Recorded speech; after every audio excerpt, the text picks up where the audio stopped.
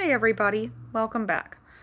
Now that 2022 has came and gone, 2021 is a thing of the past, and now we're just kind of ready to press onward, right? Well, speaking of past, I actually wanted to talk about a rather important disease in this video that you've probably heard of, but it's very misunderstood, unfortunately. I wanted to talk about post-traumatic stress disorder. So, given the nature of a disease such as this, it does involve talking about a lot of things like trauma, sometimes violence, and things that aren't suitable for everybody. So, with that being said, if those things are upsetting or disturbing to you, this may not be the video for you. So, I just wanted to go ahead and let you know that before I press onward here. So, post traumatic stress disorder is a disease that is brought on by trauma. Everybody, to some degree, experiences some bit of trauma in their life, which is sadly normal. People kind of cope with it differently, but needless to say, it varies from one person to the next. But in the case of PTSD, it's a very severe trauma that's enough to create flashbacks, anxiety, even long after the trauma itself has passed. This condition is supposed to be more of a survival mechanism for your brain because when you go through a traumatic event, there's always the possibility you could go through more trauma later on. And especially if you're somebody who's experienced repeated trauma, especially like in childhood, your brain is going to kind of keep that tidbit of information handy in case it ever happens again, which is understandable. I mean, eventually your brain's supposed to process it, but it's a processing error within the brain. So the symptoms with PTSD involves a lot of anxiety. The flashbacks that occur as a result of the trauma are often very severe. They feel as if you're going through the trauma again, even when you're not. You have five senses in your body, and any kind of trauma, depending on the trauma, there's triggers and stuff. Things can trigger these flashbacks, or they can just kind of happen just sporadically. Certain sensations, smells, sounds can feel very real, even if it is a flashback. So it can be very difficult if somebody is experiencing a flashback to really reorient them and bring them back to reality. It's perhaps one of the more distressing symptoms of the condition. And of course, just the anxiety. And a lot of people with PTSD, they have a more heightened kind of fight or flight response. They are very commonly in a very heightened state of panic much of the time, which is not healthy for your body. It makes it very difficult to sleep, to eat, to focus. These symptoms can be very difficult. Some people can have more mild symptoms, some can have more severe, or they can have symptoms that just kind of change over time. Maybe they get better over time, maybe they get worse over time. Some people have had one single traumatic event, some people have had multiple, or they've had a single event that occurred over a long period of time, like, again, recurring abuse, which can result in varying degrees of symptoms from one person to the next, in addition to just everybody handles things differently. You can have a couple different people in really identical or nearly identical situations, and they'll all handle it differently because everybody's different. So one of the aspects with this disease being so difficult to understand is that you could have, for example, two people who went through similar events that one person did not find traumatic and someone else did. So even though you would think that person would talk to that other person about it and that person would be understanding, well, perhaps not. So that can make treatment very, very difficult. With a disease like this, unfortunately, treatment can take a very long time. A disease like this can be very complex, especially if you have complex PTSD, otherwise known as CPTSD. It is PTSD also, but it is more severe, more chronic. Usually somebody who has had more long-term trauma over a longer period of time will probably most likely have CPTSD, and their symptoms will vary a lot more in severity than to somebody who maybe doesn't have it. So that can also make a treatment a lot more difficult. There are different types of therapy, medications that can help with managing these symptoms.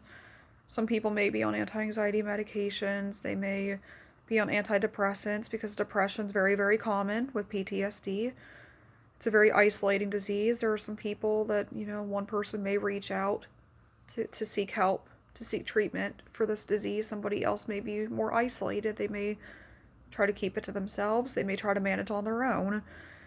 With PTSD, it's very common to avoid what causes your triggers. It is also very, very common to avoid thinking about the trauma itself because people don't like to think about trauma, especially if it causes anxiety or depression. So if it is somebody who is not as inclined to discuss their trauma, that's going to make reaching out and seeking help a lot more difficult. And it's not uncommon for people who've experienced trauma to try to cope with it in other ways.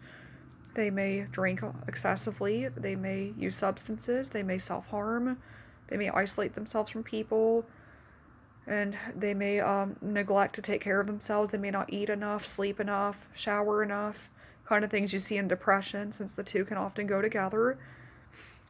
So you can see how symptoms like this over time can be very problematic long after a trauma has passed, and why it can affect with things like employment, social life, love life, or just your life in general.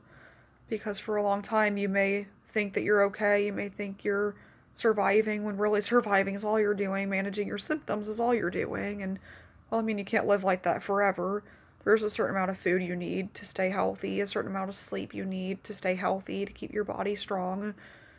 And if you're not giving yourself that stuff over a long period of time, it will eventually start to affect not only just, other health components, but also it can also worsen your mental health over time, which is why getting adequate treatment for a disease such as this is very important. It's very important to watch out for somebody if they've had severe trauma, if they have suicidal ideations, if they have addiction. Those are additional things that with the PTSD that they would also need to seek out treatment as well. Because obviously with something like PTSD, if you have come to the bottom of something like, let's say, a drinking habit on top of it, well, the trauma will still be there too. So it's equally as important to address the trauma as well as in this case, addiction as well. That way we don't see more reoccurring habits or other maladaptive habits as a result of something that goes with the PTSD.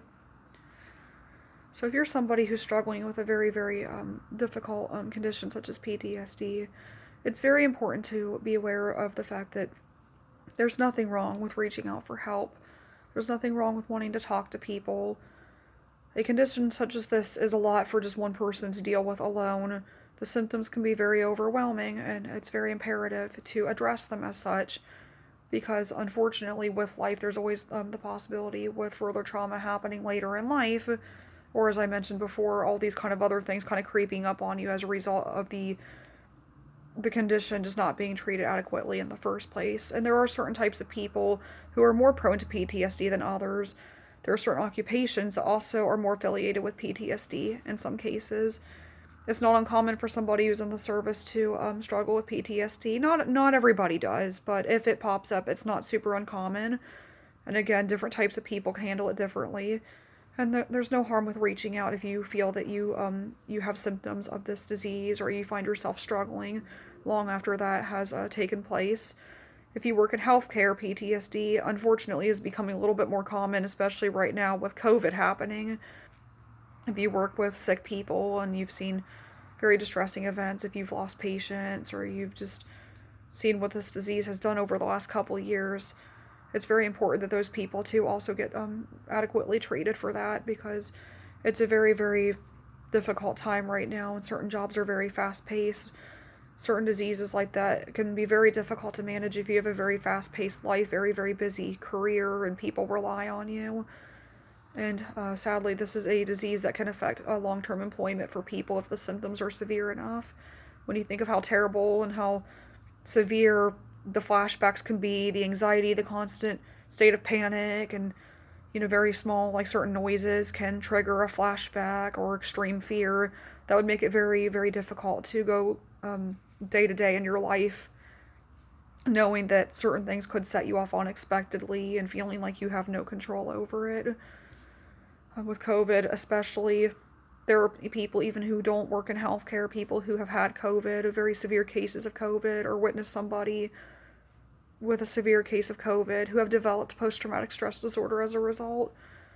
It's not always going through a traumatic event that can develop PTSD. You can witness very traumatic events. You can witness somebody die. And even if you have somebody close to you who has passed away, somebody you cared about, even if you didn't actually witness their death, the loss of losing somebody is honestly very misunderstood. People think you lose somebody and it's sad, but they think you just kind of move on.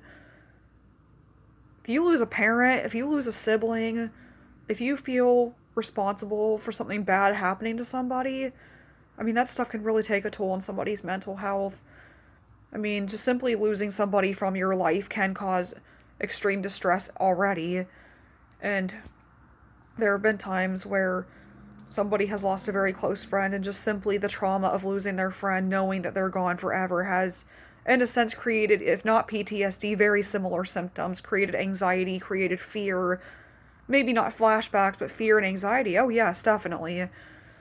And then there can be symptoms very similar to PTSD that can be a little bit more mild too. But hey, I mean, depression, anxiety, anger, those are all things that have to be managed too. Those are things that can wreak havoc on your life. They can escalate, they can cause distress. Nobody wants to face the fear that they experience in a traumatic event. You don't want to look at something that caused you so much pain. It's like looking some monster in the face, having to face it.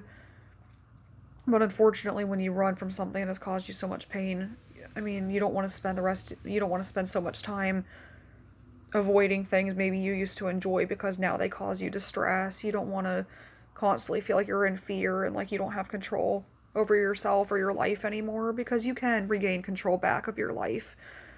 You can triumph over this. You can take everything one day at a time. And you can have reasonable fears, reasonable anxiety that came with the trauma because it was something very real that happened to you, something that you experienced. But there are also ways to acknowledge that something in the past has happened to you, but going forward, there are things that you can manage.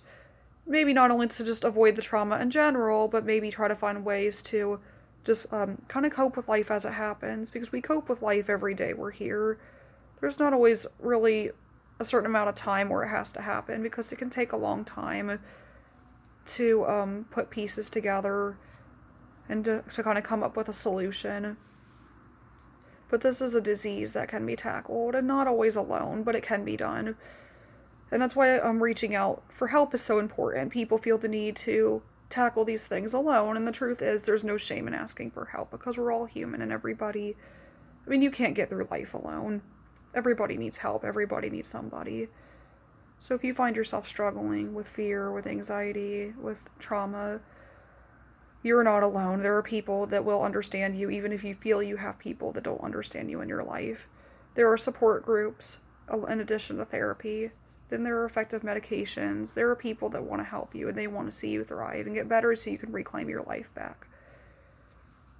So sometimes the first step is just reaching out and just admitting that maybe you could use a little help in your life, and that's not an easy thing to do, but sometimes that can be the first step in putting your first foot forward to a better life and seeing a better tomorrow. So hang in there, keep going, keep trying, and just take everything one day at a time, and you'll get there. 2022 is a new year, and it'll bring you a lot of happiness, a lot of joy, even if 2021 wasn't a good year for you. Let 2022 be the year where you reclaim your life back, where you decide to make positive change in your life.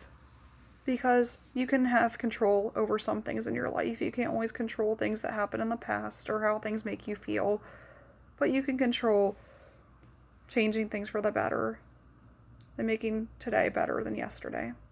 So until then, have a great day, guys.